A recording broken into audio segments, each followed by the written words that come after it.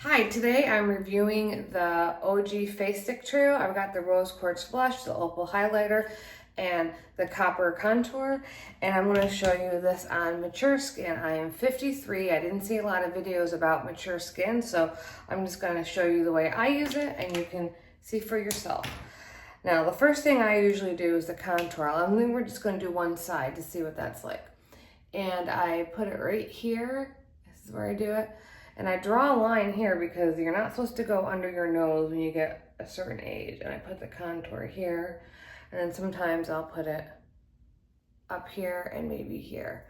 And so I'll take this brush and just put all those in where they belong. It's kind of funny on not you looking in the mirror, but the camera. Okay, let me see.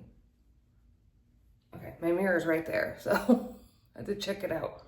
And then we have the blush, which I'll put the blush like right up here, kind of high. And sometimes I put a little bit of the blush like right here. And then I will use this brush to kind of put that in. I gotta watch what I'm doing in my actual mirror here. And that's mostly what I do for every day, but you can visibly see how this side of my face just looks higher and more lifted on this side. And then let's try the Ogee, the Pearl, which I'll put just a little bit here and maybe really high up here. And kind of just dab that in myself.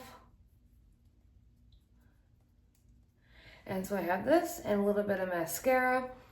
I would probably put lashes on because I'm a lashes girl. But I think you can visibly see the difference. And my base was just tinted moisturizer. That's it. So I hope you enjoyed these. If you have mature skin, I highly recommend them.